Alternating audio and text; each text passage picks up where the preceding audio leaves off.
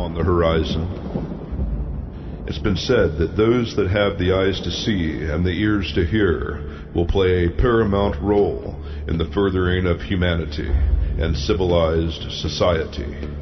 But can civilized society and humanity survive the coming conflicts not seen since a dawn of time in ages bypast? But you can find true forms of information and knowledge in abundance at revolution.radio, freedomsluts.com, the #1 listener-supported radio station on the globe. Stand upon the right side of history.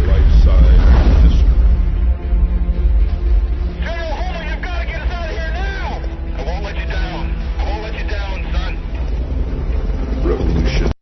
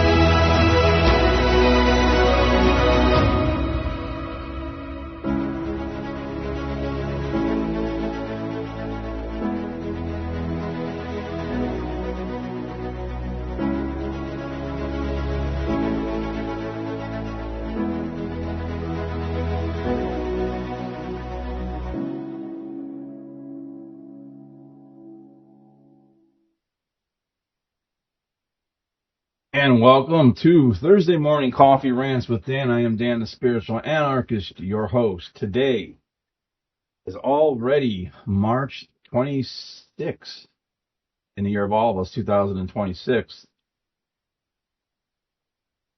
I'm coming to you here on revolution.radio, of course, because you're listening to this, so you know that's what it is. This is the world's largest supporter platform, and they do depend on the good nature and donations to keep this up and running. So if you go to freedomslips.com donations tab, if you've got something to give, please give. I've been neglecting this lately to just put this out there, and I think there's a reason why I've done that, and I'll get to that. But I'm going to endeavor in my rants from this point forward to really still be ranty, because I can't help myself. I get very angry at what I'm seeing in the world.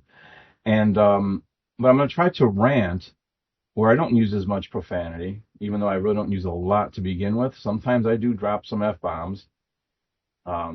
Being a former Marine, that F word's really got a hold on me sometimes. It doesn't mean I can't throw $5 words out there with the best of them.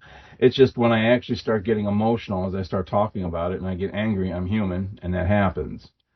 And it seems as if the world doesn't care about dead children and people being murdered, but just definitely don't use profanity when you're talking about it, because that's bad.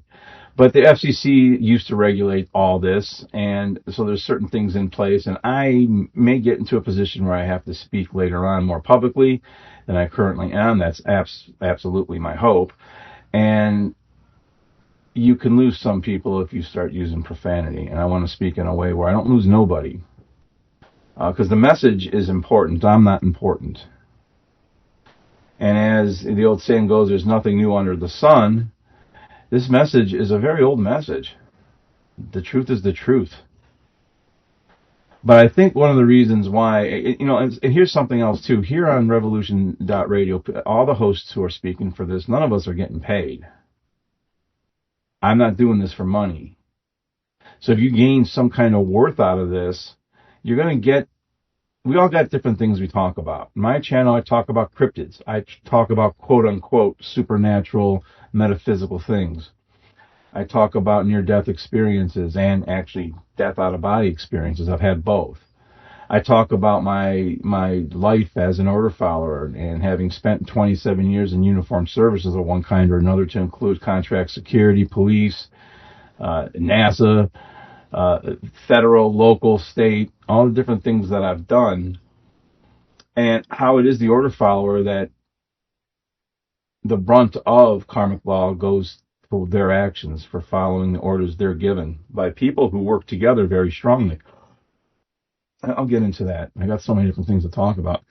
I do have a list in front of me. I may get scientific today to a certain point. One of the things I do want to talk about also today is going to be some supernatural, simply natural things that I have seen in relation to nature and birds and animals showed them, or shamanic animal signs that I've actually had in my life, in my journey. And I mentioned something about nature coming to my aid at Funnel 5. And I said it wasn't like a talking raccoon or a walking tree, but nature did come to my aid. I'm going to get more in depth into that part on today's show. But first, getting back to the donations, we all talk about different stuff here on Revolution.radio. And some people do talk about political things, and I might be able to throw an analogy in there about that today. But the point is if you gain value from what Revolution Radio hosts bring to you, even if it's just a half hour on your way to work, you're going to get information here on Revolution.radio that you do not get on the mainstream news, which is being threatened by current powers that should not be, that they're going to be shut down and marked as traitors for reporting the news. And it's ridiculous. The whole thing is just nuts. This is Stranger Things, this world that we live in. Not that there isn't still a lot of beauty and good in it, and I look at that. And you need to get out into nature and look at that, and not be stuck up in this whole thing. But I think the reason why I've neglected it personally is because, my YouTube channel is not monetized. Not that someday I might not monetize it in some way, but it's not monetized. I'm not doing this for the money. And you can go to my YouTube channel where the bulk of my work is at right now, because I don't have my server up and running. But it is on YouTube at Spiritual Anarchist Daniel AR5907. And I got a lot of information on there, and I talk about a lot on that channel. I've got martial arts videos on that channel. I've got videos of nature and my dog, but I do talk a lot about natural law and what's going on in this world, and I'll repost my radio shows on there in a podcast format. I do occasionally a 20, 25-minute podcast that I'll drop. I'm not consistent, but I'll usually drop one or two of those a month besides doing this every week. I'm also part of the One Great Work Network, which I'm very thankful to be a part of. I'm glad Mark Passio brought me on board with that. You can find my work there at the onegreatworknetwork.com/Dan Arnold. And that's the onegreatworknetwork.com/Dan-Arnold, actually, I believe. And the point is even there on that channel, there's over 80 content creators that are all speaking the truth of spiritual, cosmic, natural law from one point of view or another on their experiences with truth and objective morality. And none of them are doing it for money. None of them. So if you go there, there's donation tabs there that many of the content creators have, and they've activated the donation tab where they can get donations. I highly encourage you to go there, give them donations, give Mark a donation. they survive on this. I've been blessed in a certain way, but I may actually activate that donation tab sooner or later. I've had the current computer I'm using, and it is a top-notch laptop, and I've had it since 2019. There's costs associating with speaking out, doing the great work, trying to tell the truth where you got both sides of the fence looking at you like you're nuts, because they can't even fathom somebody who doesn't vote. You know, the talking heads or the powers that should, or the, not the powers that shouldn't be, but just the people that follow this, when they hear that you don't vote, the first thing that will come to their mind is, well, if you don't vote, you don't have a right to complain, and that's mind-controlled BS. See, I didn't swear there. I'm getting better, okay? Because as a former Marine, somebody who is a veteran, right? Me, myself, and a million other veterans thought we were taking an oath to protect and serve for freedom for this country, to have freedom of speech, that First Amendment. And people who listen to me know that I don't give to, sense, I could care less about the First Amendment. I wasn't alive when that contract was made, but the First Amendment very clearly states the right to assemble, the right to free speech. So me and a million other veterans don't care if somebody takes a knee during a freaking football game. You could lay down and read a book during the national anthem if you want. Me and a million other veterans don't care if you vote or do vote. Now I'm starting to get to the point where I think voting is actually an act of violence because you're wanting somebody to rule others. You're trying to choose other people's rulers. This may seem really crazy, okay? If you hear my cat meowing, she's very needy. So she hears my voice, and she's back there meowing this morning, and so I apologize for that. But hold on, let me take a sip of my coffee. So if you want to go to the onegreatnetwork.com, they all have ways that donations can be given. If you find value from what anyone speaks on there, donate. Some of the content creators on there speak on Revolution.radio. We have our own platforms. We're getting out there in any way that we can. Okay. With that said, that's the reason why I don't donate.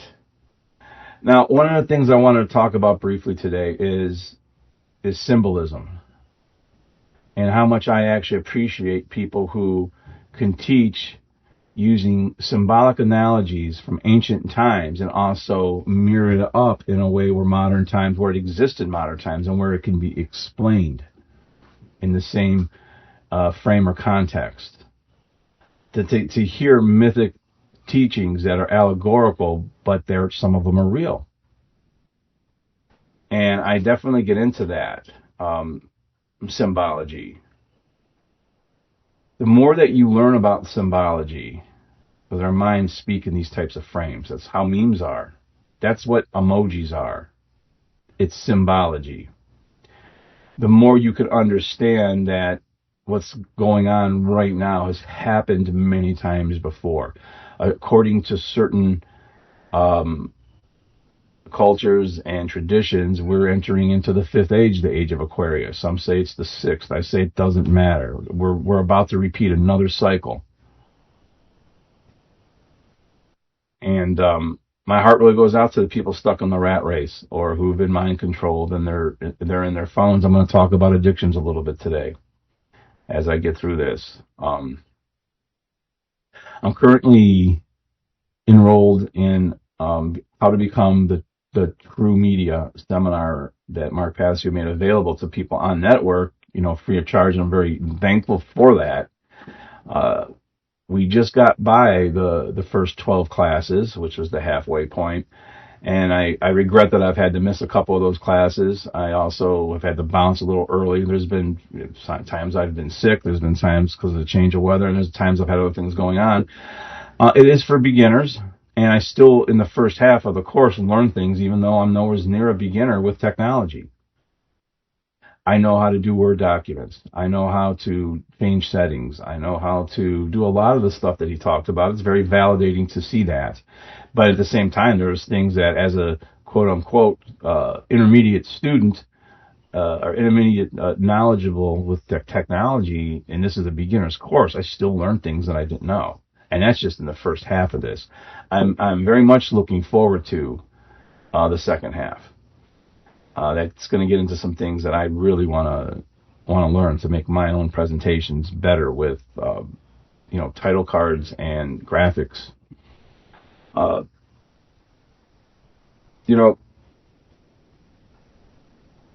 When I think about it, having gotten halfway through that course and the 12th class, and if I was to connect that to the tarot, that's like, okay, when you really want to be a good student at something, you need to sometimes be quiet.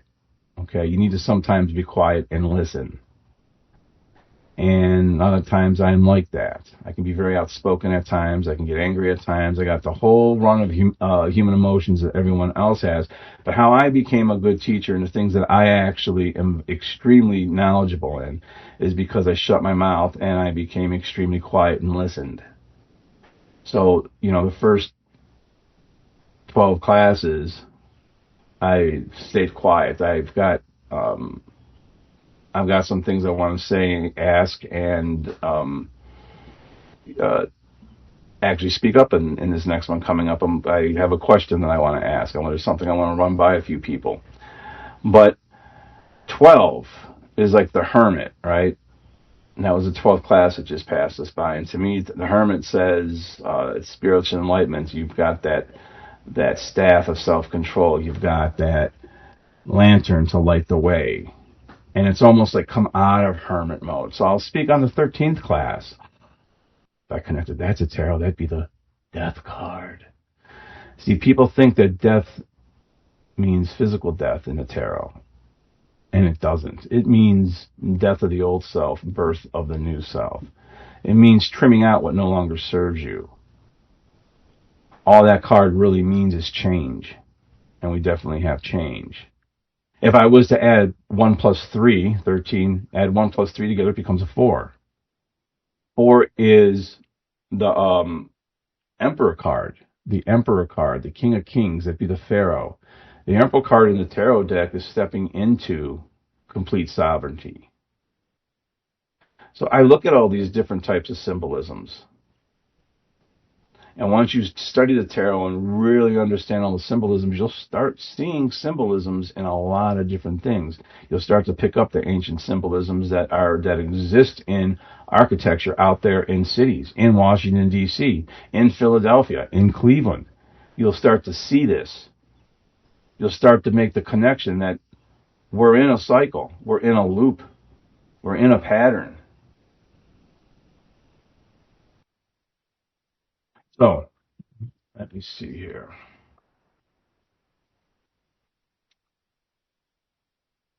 What I'm going to be talking about today can be viewed from Funnel 5. And Funnel 5 can still be viewed on YouTube at the End of Evil podcast with Chris Jensen of the One Great Work Network and the End of Evil podcast. And I'm going to talk about something from that presentation today, but you can also go still view that presentation. Okay, again, that's at the End of Evil podcast with Chris Jensen, and that's Funnel 5, Freedom Under Natural Law. And what I want to talk about today, I'm going to get into a little bit of science-related things first, and this might be kind of boring.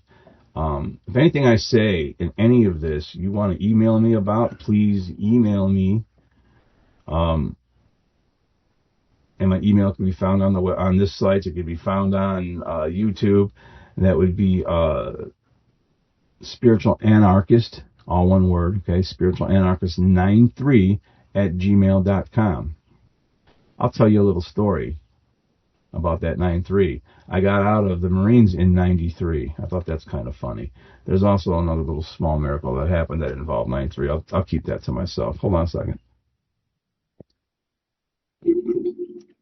But if you even wanted to email me to ask any further questions or let me send you some research material on anything I talk about today, I can do that. But if you're savvy enough to be listening to an internet radio show,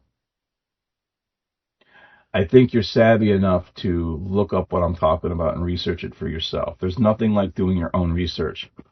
and then cross-referencing it with other people. You'll hear something, research it from several different sources, and then get back to it. Okay? I've also talked about on this radio show psychic phenomenon, remote viewing, some of the different experiences that I've had that I've seen. And people think it's supernatural woo-woo. I think it's simply natural. It scientifically can be explained through quantum mechanics and quantum, science, quantum physics. And one of the things I'm going to go through today is something that is called, let me see, where do I have it? Do I want to get into it here? It's something called Wagner's Friend, the quantum paradox of two realities. Wagner's Friend is a quantum mechanics thought experiment showing that two observers can give contradictory but internally correct descriptions of the same event. It pushes the measurement problem to its breaking point and asks whether objective reality even exists at the quantum level. Okay, this is why I suspect consciousness is so special. And I have a theory of my own, or a hypothesis. And that is, the paradox of paradoxes is that there may be no true paradoxes. They may not exist outside of human intelligence. There are still no spatial realities and universal laws that exist in the totality of reality. Why natural law, karma, reciprocity, thoughts, actions all have direct reactions? The law of magnetism, thermodynamics don't change, even gravity, across any dimension. They remain the same in nature and just different to degree, and may express themselves differently. If I told you about a Bible, born again Christian, Bible thumping dude who I was having a conversation with about Hermetic principles, and I was explaining to him that there are feminine and masculine aspects in all things, and the first thing he said to me is, "Oh, no, I don't get into any of that. I'm not into homosexuality. The Bible says you can't be, whatever." He didn't understand what I was trying to say, that in this dimension right now, the qualities of the feminine and masculine simply express themselves as the physical man and the physical woman. But the qualities themselves are found in all things. What is feminine qualities? Receptibility, receiving, care, nurturing. One of the most important things, I believe, is intuition, heightened intuition. Some of the masculine qualities and everything is structure, linear thinking, problem solving, and action. Okay? The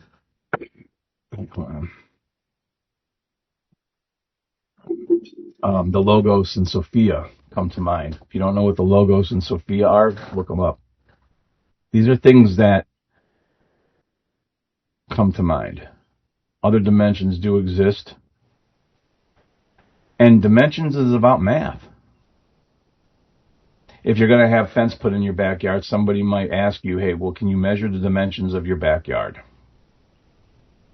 That's an easy way of looking at it. That's a real simple way of kind of looking at it. Let me see. I actually, when I was explaining natural law as something that you can see its observable effects, you can see the observable effects of karma. Believe me, I just watched them with somebody. But like gravity, you can't see anything but its observable effects. I had somebody who had a degree. This really was funny. I might have to get back to really ranting. I'm sorry if I cuss.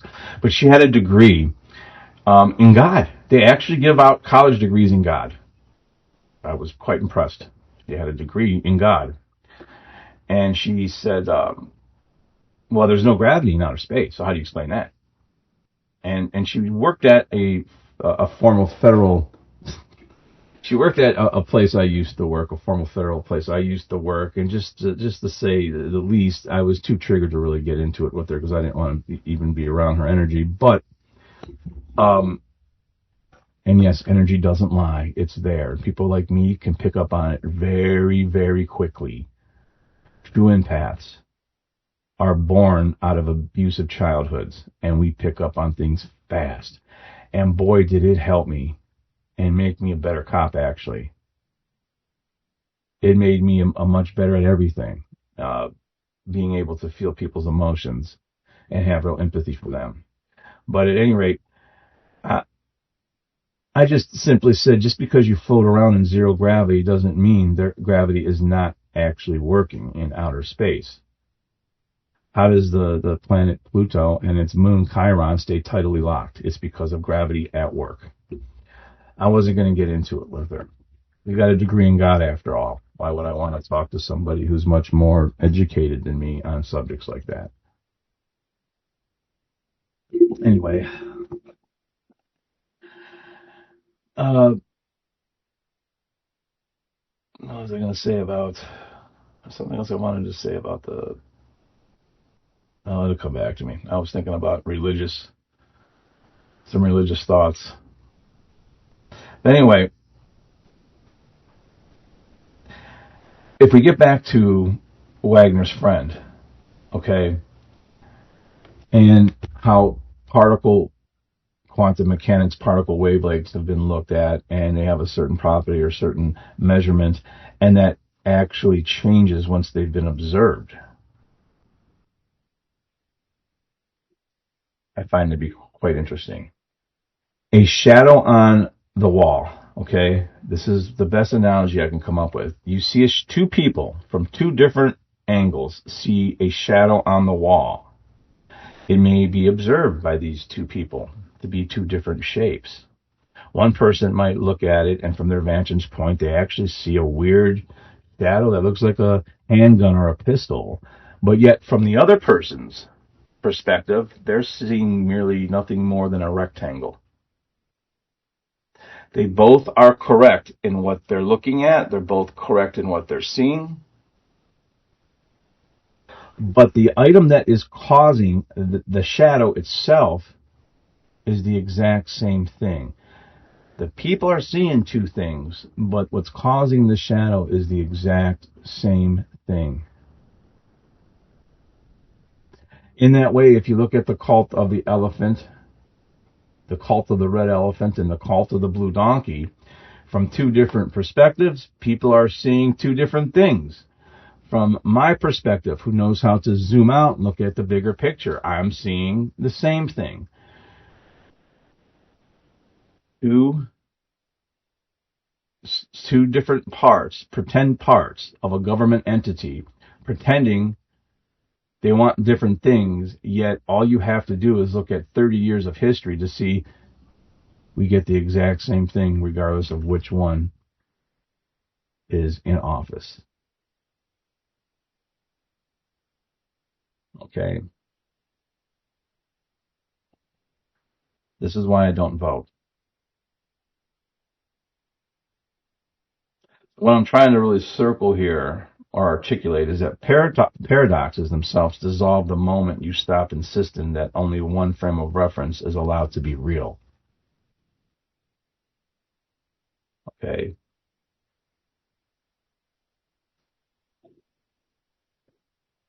Paradoxes feel like paradoxes. A paradox is usually just this: two partial truths mistaken for total truth. When you allow both to coexist, for instance, I have coffee and creamer in my cup today. Some people might say only coffee can go in there, or that's coffee with creamer. Other people might say it's a cup of creamer, depending how much you put in it. The paradox will dissolve when you say, hey, no, I've got both in there. They both can be in there. One thing can be true while yet another thing is still true. This is why my 3 C's, complicated, convoluted, and conflicting, are such good detectors and indicators of falsehood. Because truth tends to be simple, coherent, and compatible across all frames, which means everybody will know it's the truth. They'll feel it. The energy will tell it. Where, on the other hand, falsehoods tend to be overspecified, very contradictory, and always dependent on rigid perspectives. In other words, people tend not to want to zoom out to look at everything. They want to be zoomed into a very small frame. And you can't listen to what they're saying on the news. Oh, there's a pretty cardinal outside, speaking of nature science. Because on the news, they're telling you 100% of the people that are in the cult of the elephant are behind Donald Trump, blah, blah, blah, blah, blah. No, they're not. The majority of the moderates on both the right and the left are not for the wars going on. Okay? In fact, we are in a right time in human history to actually get more and more people to not vote than ever before, because they're seeing all the lies and bullshit that comes from both sides that worked in correspondence to one another, which is another Hermetic principle, to be exactly where we're at right now. But we have a very small window. So what I'm getting at here is Wagner's friend is a perfect example. Remember something that my motto has been all along, something I've said for a while now, is everything supernatural is simply natural. Art does not imitate life. It instead actually reveals it. And this is why the fact that human beings have duality is normal, but it's our job to reconcile duality, to understand that it, in its essence, scientifically, it's how we overcome our shadows. It's how we overcome addictions. Okay? Duality exists, but only to be reconciled. Duality isn't a flaw. It is a starting condition. Impulse versus intention. Shadow versus ideal. The shadow self versus your ideal self. Fear versus courage. Ego versus alignment. And the more and more I've gotten into this, the more and more I've come to realize I'm becoming more and more in alignment for my assignment. See, we don't come here and have this huge, what is the meaning of all this? What am I here for? What is my job? What is my life purpose? Your life purpose is to love as hard as you can love and to be in alignment, reconciling all your contradictions and your shadows and your childhood woundings and traumas, and be the most aligned human being you could possibly be. And that in itself is helping the world.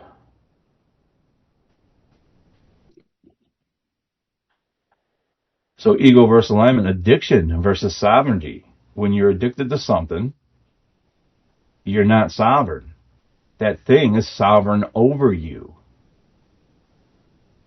I was listening to a PhD who did her dissertation on certain process addictions, one of them being of the sexual nature, or people who watch too much corn.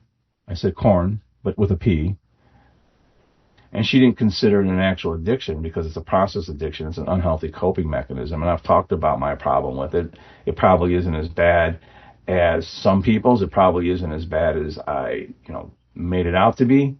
But I know more than this PhD about addiction than she does. I don't have a degree. I have written two 54,000-page books that could be considered dissertations. A dissertation is only about 10,000 words. But they overcomplicate addictions, and it's real simple. He was describing that addictions are only those that are chemical induced, leaving out the fact that any process addiction is going to have a chemical component to it. Just like any chemical addiction is going to have a process component to it. So the question then becomes, and I can explain that further, okay? When you have a process addiction, say gambling, okay, say corn, say shopping, and the biggest process addiction I see right now is scrolling on your Fondo slab, as Mark so eloquently puts it, or on Facebook, on a laptop, whatever, scrolling. These are, to me, they're unhealthy coping mechanisms. They actually are creating human division instead of human connection. But they're process addictions. But what chemical do they have in them?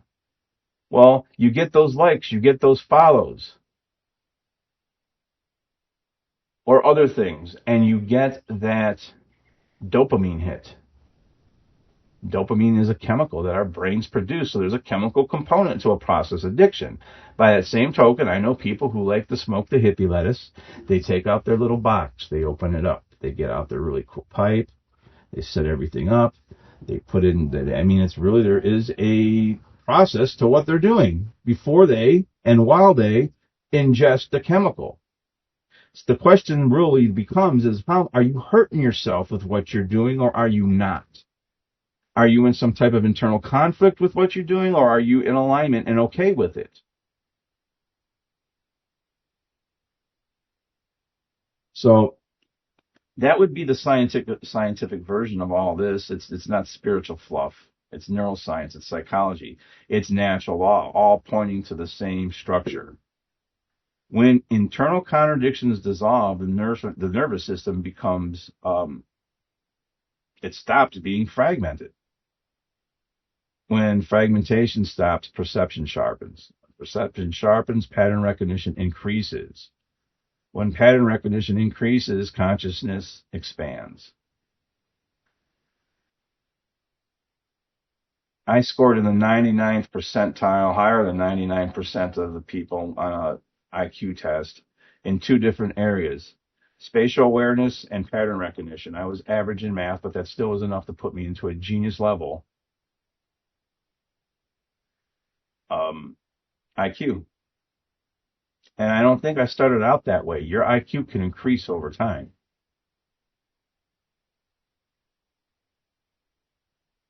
So we want to get into what is a singularity consciousness, an observer who doesn't split or fragment anything. Because most people split themselves. They split their perceptions, and they're okay with it. They're okay that Jesus, by the way, I do talk about Gnostic teachings on here, the lost and secret teachings and books of Mary Magdalene, John, the Lost Book of Thomas, the Gnostic teachings. I will say this, every age has had a new savior, okay? The savior complex is the biggest psyop in history. It's to create inaction, because don't worry, someone will come save us. Sorry, folks, we're going to have to take action to save ourselves. And that's one of the things, too, is on my YouTube page, some people will want to argue about this, or they want to get up there and potato, tomato, and talk about things that I just think are irrelevant to helping humanity right now. See, the bad guys often win. I know people want to say, no, love and light. Love and light. Love is the most powerful force in the universe. But that doesn't mean we always win. In fact, I see us in a constant loop where the higher sentient beings of this planet are constantly wiped out. Because Mother Nature corrects when we can't get into alignment with our higher selves.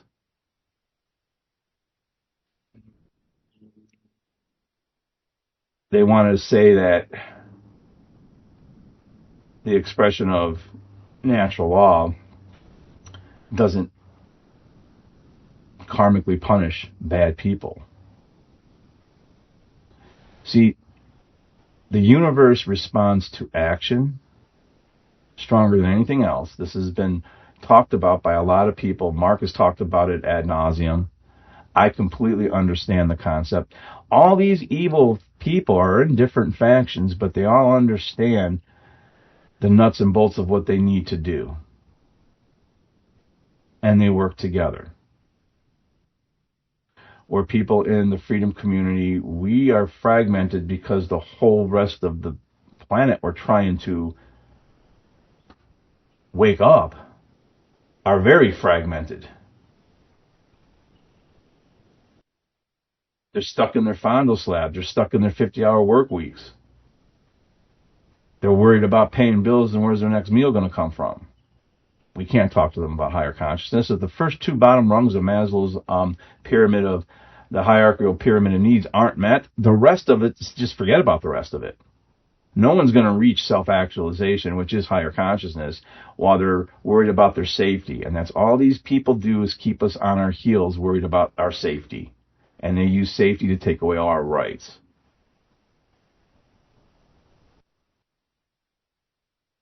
So the most people will split their narrative, split their actions. But a singularity consciousness sees the whole. We zoom out. We hold multiple layers without contradiction. We don't force collapse. We don't force anything. We don't create internal paradoxes. We don't fracture under duality, because we can actually see where the duality is reconciled. I'm not choosing sides. What it is, it's about integrating. See, the universe is consistent. Natural law is consistent. Thermodynamics are consistent. Magnetism, causality, all consistent. When you've got a bunch of beings who are in their minds vibrating at a frequency where they feel entitled to take the actions that they are taking for the greater good in their mind, and then they get order followers to actually perform the immoral actions, and these actions are being done, of course the bad guys are going to win.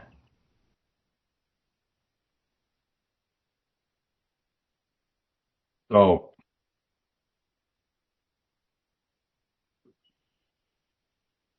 when I said across all dimensions, frequencies, states of consciousness, the laws don't change, only the expressions change. This is science, it's not woo-woo.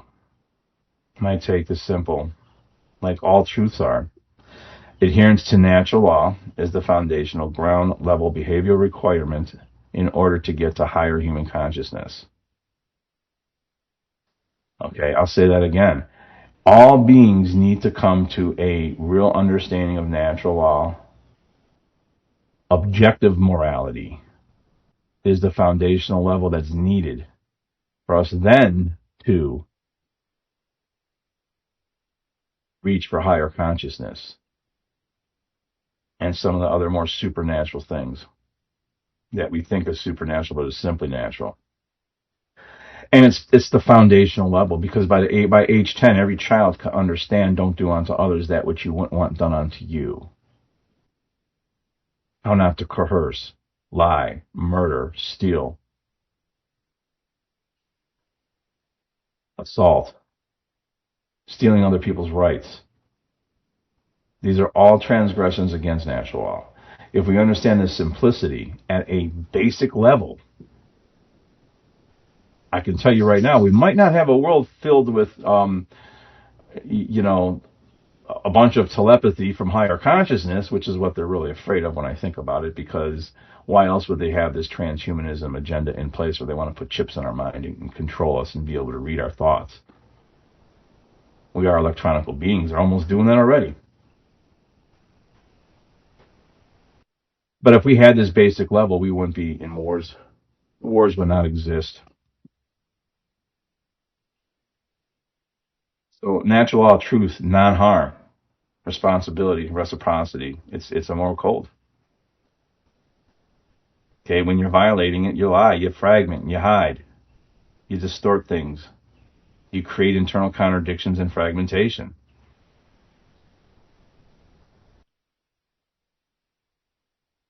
Fragmentation equals noise. Noise equals loss of perception. Okay, so when you align with natural law, you're telling the truth. You act with integrity. You avoid harming others. You take responsibility for what you have done wrong. And sometimes, I'm one of those guys who can fail a lie detector test because I feel guilty about stealing a pack of bubble gum 25 years ago. And other people I know can justify all their lies, and they practice their lies in the mirror like politicians or car salesmen, and they would actually pass a lie detector test. This is why they're not really admissible in court. But when you're also in alignment, besides the things I already stated, you stay congruent. Congruency equals coherence. Coherence equals clarity. Clarity is expanded perception. This is zooming out, looking at everything, not just being team sports related with my team. The cult of the donkey is better than the cult of the elephant. They've worked perfectly together to be exactly what's going on right now in human history. I'm telling you, the world cannot institute a new world government with a united America, and they divided us expertly.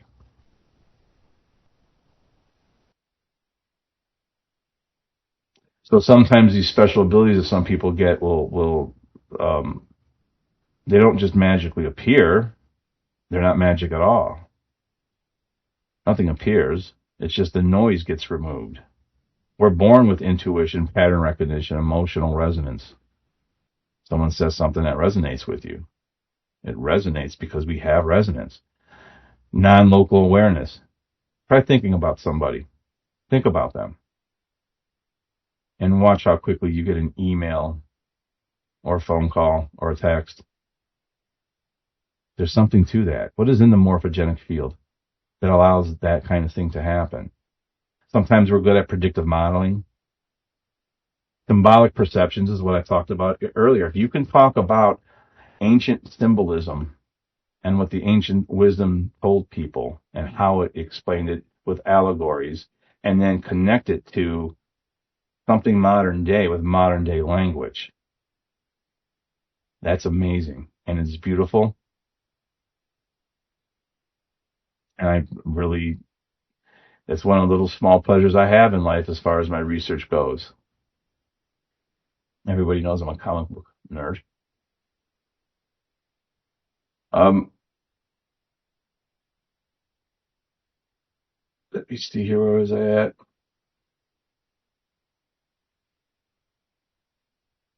Let's see how far I want to go. I've got a lot here that I've written down. Let me see. I apologize here.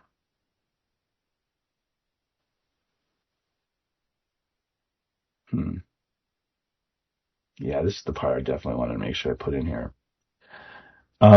We talk about duality reconciliation. Okay, so it's the same as reconciling a paradox. How do you reconcile duality? We have duality in things. It's okay to sometimes embrace the duality.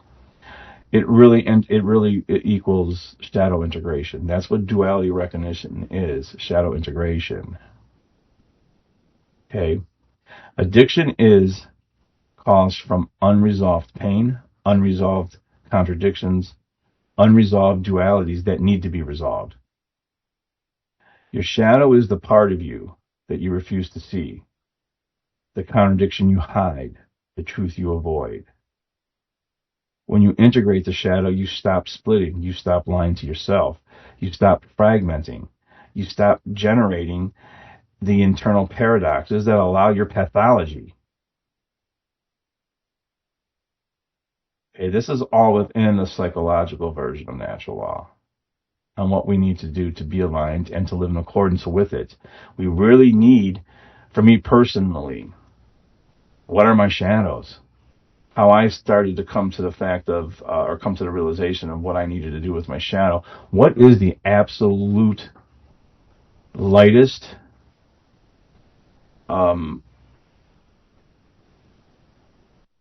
what is the absolute lightest reflection or good that my shadow has to offer? How can the shadow be transmuted into something that is beneficial? And then, and this is the part people don't want to even think about, what is the absolute darkest part of my shadow that I can become? And it's by knowing that dark that you will use the lightest expression of your shadow that you possibly can and put it to work for you. This is the allegory of Solomon's Temple. But instead of forcing my demons into servitude, and they will eventually rebel and they will win because I never lose. Think about that for a second. Instead of that, I know how to use their positive aspects.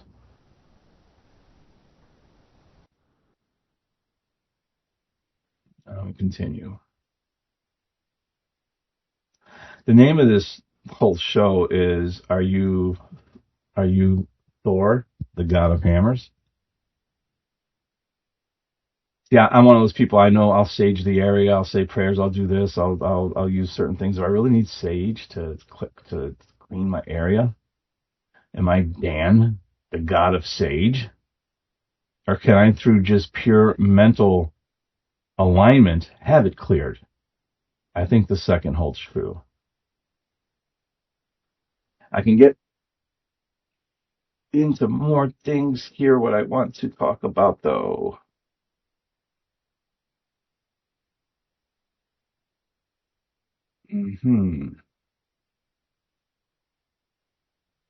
I got into a little bit of science. I want to talk about what I said at Funnel 5 when I said that nature came to my aid.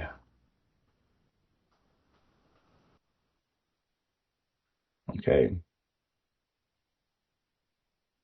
Once upon a time, and again, I may talk an allegory here. Once upon a time, as I battled personal issues of morality and felt spiritually bankrupt and morally corrupt, I lived in a different place than I live now.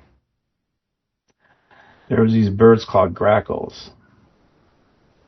They would arrive, and they weren't common to that area. They would arrive in large numbers, and their noxious caws echoed at me in deserved judgment, like as a sign when I wasn't in alignment with my actions and the issues I was having with my personal morality. Remember, I'm saying personal morality, not objective. But these are the paradoxes, the contradictions we have to reconcile within ourselves. But on days that I was aligned in my actions and exercised self-control, which like a muscle gets stronger the more you use it, they would be gone, and instead in their place would be beautiful doves and cardinals singing their beautiful song. I noticed a pattern with this. Then a couple days ago, I'm living in an area where grackles are actually very common. But a couple days ago, I was walking through my little meditational woods where I often sometimes train martial arts. And there was 3 doves flying around, and they wouldn't leave the area. They would move based on where I walked and where I moved and to not be in my path, but they stayed low and they stayed around me. Doves, that's not normal behavior for doves. There was a little bit of a sign in that. And at the very least, they felt safe. Because I was back there in alignment and not a threat.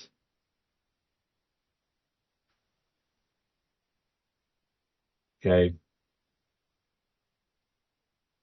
So I was in alignment.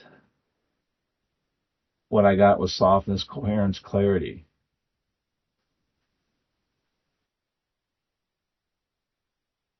The very next day, I'm walking back at my friend tree right behind my back door. I look up and there's 3 of those grackles. But instead of their noxious, loud, long, metallic calls, I was getting small metallic chirps from them instead. And I just looked up at them and watched, and in my thoughts, and our thoughts have energy and resonance and power, in my thoughts and in my mind's eye, smiled and said, your lesson's no longer needed. Y'all can go. And I swear just a few seconds after that, one of them flew to the southwest, and then the other two at the same time took off right after that and flew to the northwest. And even that is a symbol, because that means my vector lies to the southwest, where the one flew. The other two is my past. That's putting my past behind me. This is nature responding to us because all things are connected in this morphogenic energetic field. And believe me, nature knows something's up. Nature knows. Pay attention to nature. Nature is our birthright. Humans are a part of nature. We have to return to nature. There's a reason why they don't want us doing that. We have to start asking questions. We have to start asking why. But anyways, with that being said, I hope everyone has a good week. Happy Thursday. Have a safe weekend. And until I get back on the airwaves here, stay safe. Peace out. Nothing but love.